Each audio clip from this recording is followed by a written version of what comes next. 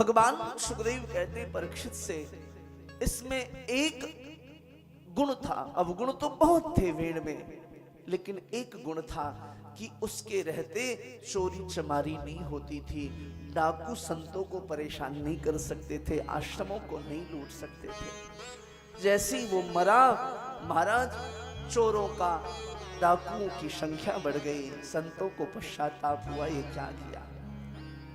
मंथन करके उनके बाहु को पुनः राजा को प्रकट किया है। महाराज उसी से निषाद जो है ना, निषाद उन्हीं से प्रकट हुए, उनके बाहु से संतों ने प्रकट किया है। तो राजा अंग के पुत्र हुए, वेण वेण के पुत्र हुए। उसके पाप के कारण पृथ्वी ने अन्न देना बंद कर दिया, जल देना बंद कर दिया। अतिवृष्टि, कभी अनावृष्टि होने लगी। भगवान पृथु प्रकट हुए। बोली पृथु जी महाराज की। पत्नी के रूप में भगवती लक्ष्मी अर्ची के रूप में प्रकट हुई, अर्ची देवी। महाराज 8 अध्याय में पृथु चरित्र की चर्चा है। पृथ्वी से आग्रह किया, भगवान के भक्त भूखे प्यासे हैं, अन्न दे दो। पृथ्वी न माने। महाराज आवेश में आकर के बाण का प्रयोग किया। पृथ्वी, भूदेवी आपको छोड़ूंगा नहीं। आप कैसी मां हो, बेटे बिलख रहे, रो रहे, प्यासे हैं, भूखे हैं, और आप ऐसे जीवन जी रही हो, ठीक नहीं है। चरणों में गिर गई भूदेवी। बोले क्या करूं, संविधान जो परमात्मा है उसका जो है उसका मैं अनुपालन कर रही हूं। पृथ्वी पे पाप बढ़ता है तो पृथ्वी तवा छिन्न हो जाती, तो अन्न जल देना बंद कर देती है। बोले मैं कुछ नहीं सुनना चाहता। भक्तों के जीवन में कष्ट आए ये परमात्मा से बर्दाश्त नहीं हो सकता।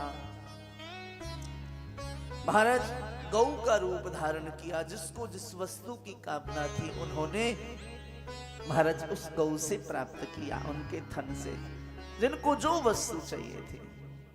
इसी वंश में आगे चल करके राजा प्राचीन बरही हुए। प्राचीन बरही भी बड़े धर्मात्मा राजा। प्राचीन बरही बड़े धर्मात्मा राजा, रोज यज्ञ करते हैं। जो जीव अग्नि के जितने समीप जाता है, ध्यान से सुन लेना इस वाक्य को, मेरे गुरुदेव की वाणी है यह। जो जीव अग्नि के जितना समीप जाता है उसका जीवन उतना ही तेजोमय हो जाता है। इसलिए महीने में एक बार सही अग्निहोत्र घर में जरूर कीजिए। खुद नहीं कर सकते तो ब्राह्मण से कराइए, पर कराइए अग्निहोत्र, हवन कराइए। 2 बार करा सकते तो और अच्छी बात है, 1 बार तो जरूर कराओ। जिस दिन अग्निवास हो उस दिन कराओ जी। पृथ्वी पर जब अग्नि हो तब कराओ। पाताल में, आकाश में हो तो वह हानिकारक है जी।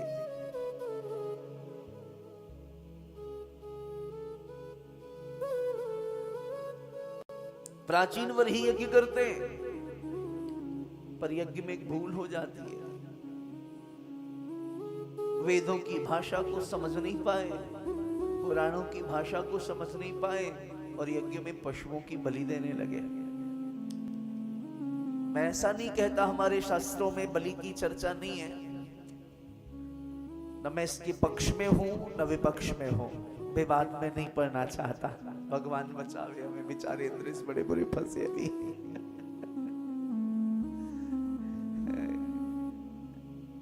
ब्याह क्या किया, लोगों ने इतना ट्रोल किया हमको, हे भगवान। मैं देख रहा था सोशल मीडिया पे अंग्रेजी को, इतनी गालियां लोग दे रहे थे, काम ही नहीं व्यक्ति को कुछ।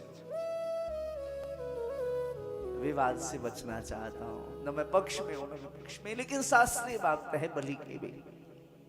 हाँ?